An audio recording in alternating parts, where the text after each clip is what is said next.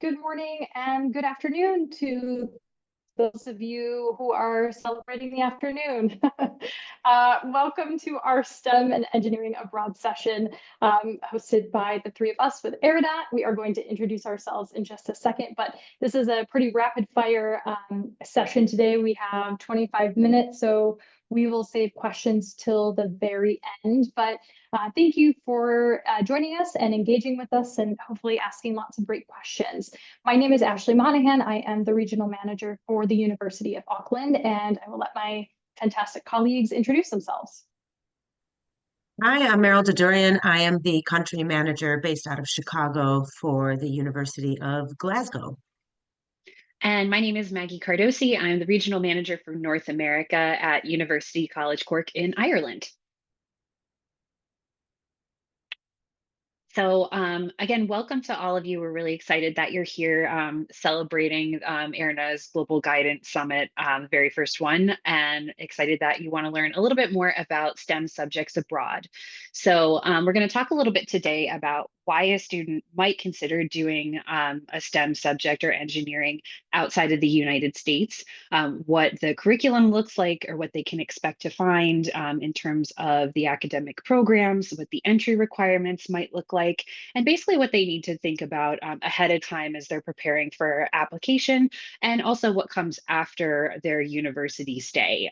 So we'll also talk a little bit about the practical learning opportunities that are very often enveloped within our STEM programs at our universities outside of the United States, as well as the career opportunities and the networks that these students can take advantage of. So just first, like a quick overview of what you can often expect from STEM programs outside of the United States. And also just want to put a quick caveat in here that every program, every university is a little bit different. So we highly encourage you to definitely speak with those university reps, check out the information on the websites and all of that, because it might look a little different from university to university and program to program. But anyway, generally speaking, most of the STEM programs that are on offer would be direct entry programs. So that means no general education requirements. Students would enter directly into their program of choice, either at the subject level or at a kind of like general engineering or sciences type of entry route. So it kind of depends, again, on the program and the university. Oftentimes, these degrees can be either 3 or 4 years in length. And as I mentioned earlier, there are very often practical learning opportunities enveloped within the curriculum. So that could be co-ops, internships, work placements, things like that, or research as well. And then also one thing to kind of keep note of is that oftentimes a lot of engineering programs would be packaged as a 3+2 option. So students can finish out in 3 years with an even more specific master's degree, whereas that might take 6 years here in the United States. A lot of our programs at our universities outside of the United States are internationally accredited and recognized in North America. And the majority of programs would also be taught in English, although that's definitely something that you want to check on if students are interested in programs at non-English speaking countries. And a lot of our graduates from our programs in engineering and STEM would be employed by a lot of multinational companies with very recognizable names and brands. So they can either start their work placement potentially in country and look to come home, or go somewhere else around the world at a company with locations all over. Also, the last thing that we want to touch on is affordability. So tuition fees and the cost of living may very well be lower than similar programs in the United States. Also, the shorter program duration would save a little bit of time and money, and the work placements that I mentioned may also be paid. So yeah, just a quick overview. And now we'll go into entry requirements. All right, I'm going to talk to you about entry requirements. I think first and foremost, what I will say is that depending on the institution and the country, it will vary. So this is just a general kind of guideline about what most universities would look for, but to get a really detailed information about what your student is looking to do at a specific university, you would have to go onto their website and see what the requirements are. Generally speaking, for STEM subjects, there may be standardized tests. And again, this does vary based on universities. So it might be a math exam, or it might be a biomedical exam, or something where there's another additional standardized test that a student should be aware of, because there will be deadlines to register for those types of tests if they're not administered through the university itself. So keep that in mind. Again, definitely look at each university's website, because some don't require any standardized tests. What I will say that is required is typically for STEM subjects is they're going to be looking for science, math-based subjects on the student's transcript. Some would require them to have lab-based work throughout the 4 years of high school. Others would require them to have it in their final 2 years. So it just depends on the university. Generally speaking, for um, medical kind of programs, they'd be looking at biology, chemistry, and then for engineering, most likely be a maths-based subject. So keep that in mind. We do accept all types of qualifications. However, AP and IB exams are usually those that students apply with the most. I wouldn't necessarily say they're preferable. It's just that it's easy for us to then assess the application because we're more familiar with those. But we do accept honors courses, dual credit courses, various different things like that. And a lot of universities will accept a combination. So if we're asking for 3 APs and the student has 2 APs, but then has an honors course and another subject that we need, most universities would accept that, because the US system is a little bit different than most others around the world. Also, when you're applying to universities abroad, the application system is a little bit different. I know for the UK, they would use UCAS, so some of you might be familiar with that. Other parts of the world might be a direct entry, but each country has different sort of application processes similar to what you would find here as the Common App. But what I will stress is that the personal statement or the statement in support of your application may vary depending on the country. So for the UK, for example, it is very much specific about the subject that they're choosing. Whereas in the US, you can write about basically anything that wouldn't hold in other countries. So if a student is planning on using the same statement they would write for the US that doesn't address the subject, that wouldn't work for the UK. So they do need to know, as my colleague Maggie said, that you can go directly into the subject. So if you know what it is you want to study, then they want to see the reasons behind that in the statement. And a lot of these subjects are very much in high demand. So the deadlines will vary. As a general rule, it's usually within the beginning of the school year, the beginning of the calendar year. But other universities, especially when they're looking at international students, they would accept applications going all the way up until June. However, that's not a target. So I would try to get the application in as early as possible, because equal consideration would be given to those that apply before the deadline. So bear that in mind when you're talking to your students to make sure they start early. So coming up soon, to be honest. I'm going to now hand it over to my colleague, Ashley. Great, thanks, Maral. So in terms of the practical work or kind of the hands-on experience that a lot of students coming from the US who are pursuing STEM engineering degrees or applying to those US degrees, what they ask us a lot of the time is, do we have these same experiences when we get our degree internationally? And it's a resounding yes. Of course, everything varies. As we've been saying, you get the theme now by university, by country. It can be different and quite specific. So that being said, undergraduate students have a lot of opportunities for that hands-on learning or that practical experience.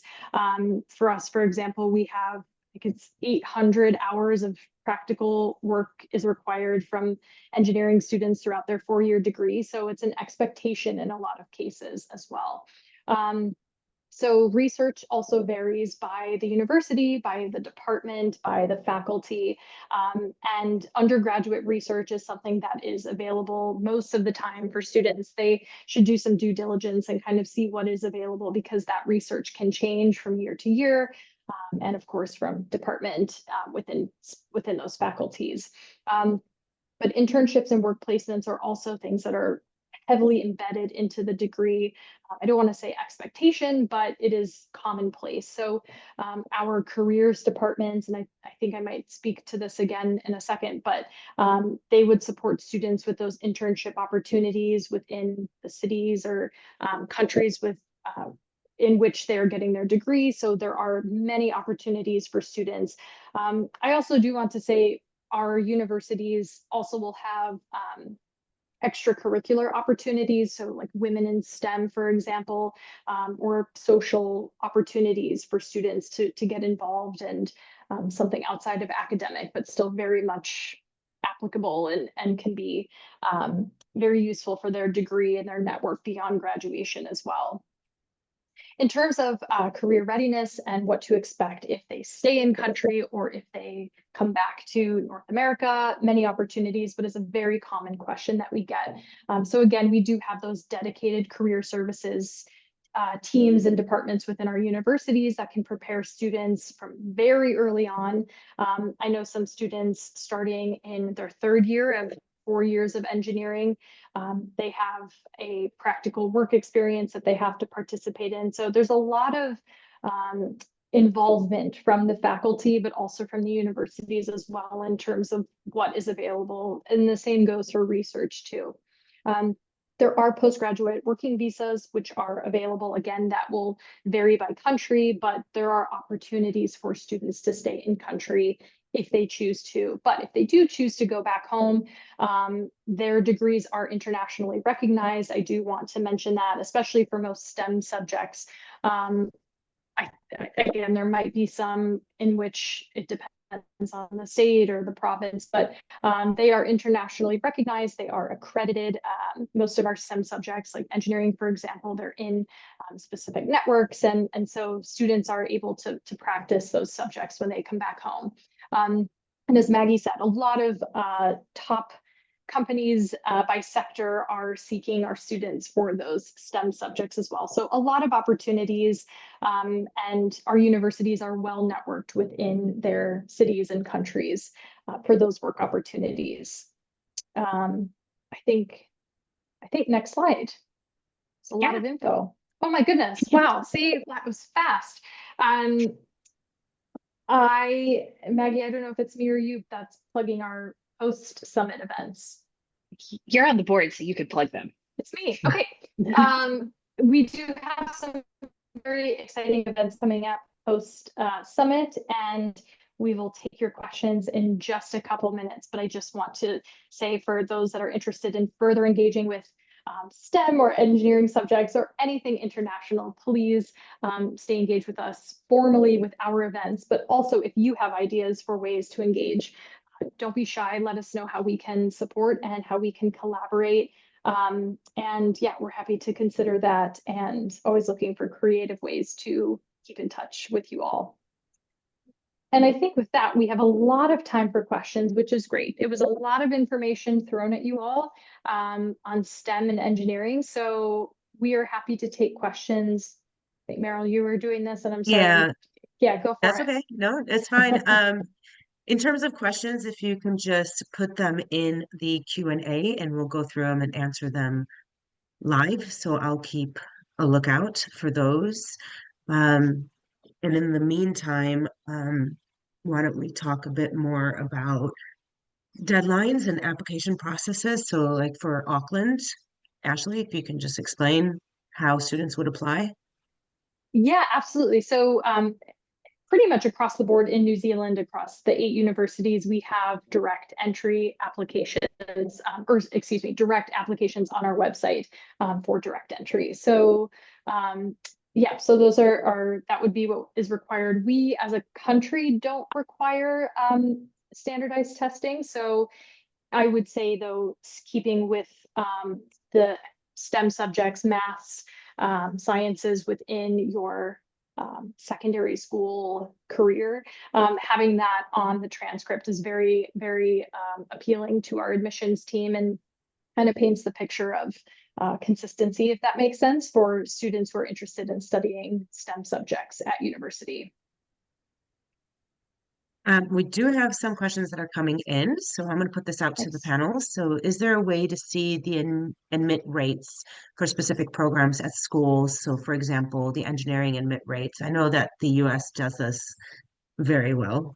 I could speak on behalf of the University of Glasgow, or maybe just more in general about the UK and Scotland. It's not something that's necessarily published, but there is ways for us to get that information. So if you are interested in knowing what the admission rate is, then just send one of us an email and we will be able to give you that information. Um, I think the reason why it's not published is because it it's just it doesn't work the same way as it does in the US, because it's a lot of the time applications will come through to our central admissions. They'll make sure that the student has the right requirements in terms of subjects or whatever it is that they're applying for, that they meet that criteria. And then a lot of times it might go to the actual college or department to make the decision. So it's it's subject based, and it becomes a little bit more complicated because each year the number of students that we can admit will change based on the number of spaces available in the program. So it's difficult to assess that, but I don't know if you guys have anything different to add. Yeah, I can speak a little bit on behalf of Ireland as a whole, and then maybe just use UCC as an example.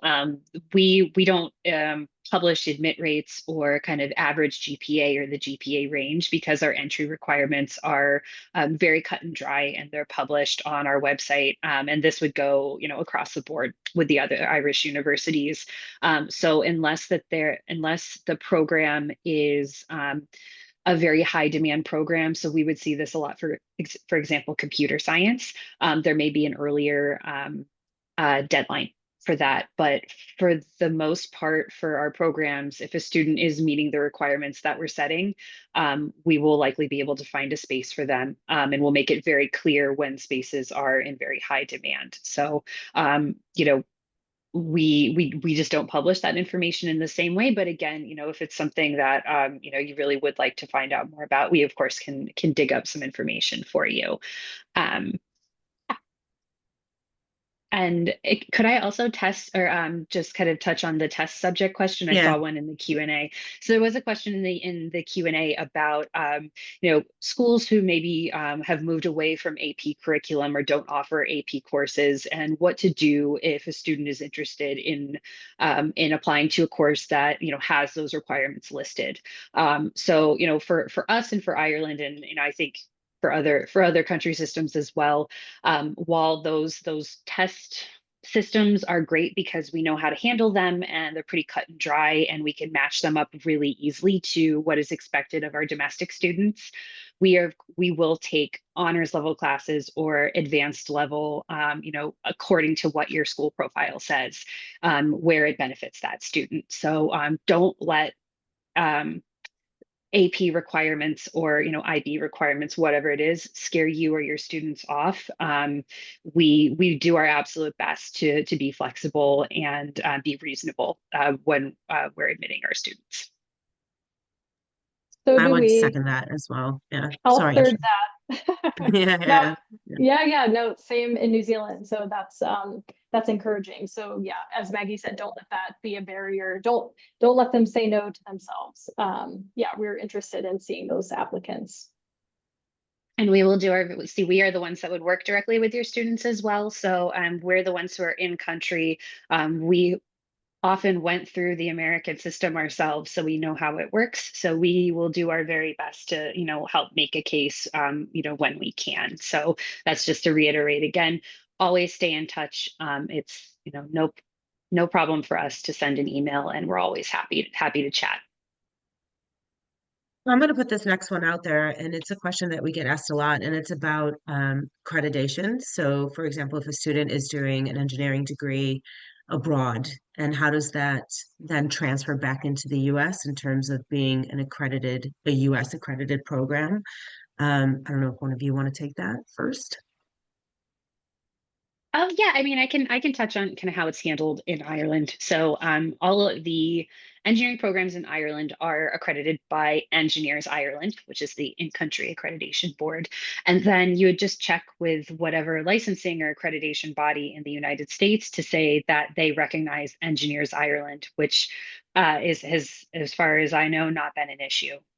So that's where you would have to just look typically in a program's profile on our websites across the board, all universities.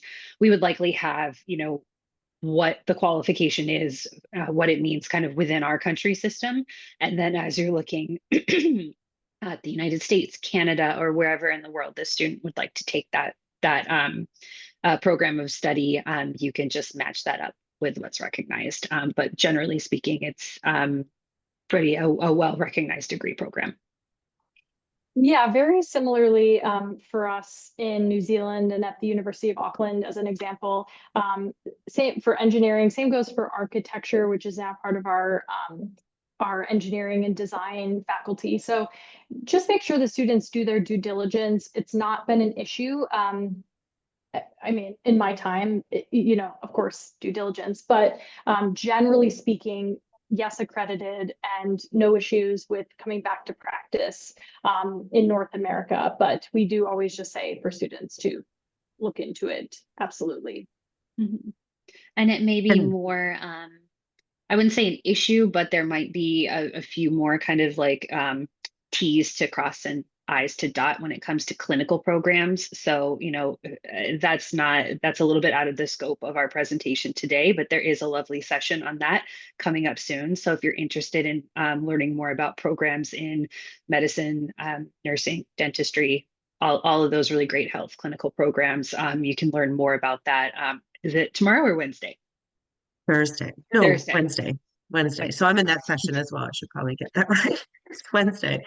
But yeah, I mean, that goes the same for the UK as well. I mean, the engineering programs are accredited in the UK, and then you would have to, like any other program as well, not just engineering, but law or medicine or veterinary science, you need to make sure that you're checking the requirement back in the States and whether it be accepted or what other steps they need to take to get that degree accredited back in the States. But it hasn't, as my colleague said, it hasn't really been an issue, and students do come over to study these subjects because they can focus on them from day one and only focus on those subjects if they wanted to. So it's different from the US system, and they tend to go back and are able to get the engineering qualification in the US to then become a certified engineer. There is a question in here about a student visa and whether that allows them to work or have internships for the UK in particular. And I can say that as if you're coming into the UK on a student visa, you are actually allowed to work part-time, so that's 20 hours a week during term. So when the students are in classes, they can work 20 hours a week. And then out of term, so any breaks, the summer, they can stay and work full time, so 40 hours a week. So a lot of these internships and summer jobs that are paid, that's absolutely acceptable, but they just need to make sure that they're not going over the hour amount. Otherwise, that'd be a violation of their visa. And I'm guessing that would be the same for New Zealand and Ireland or other countries across the globe.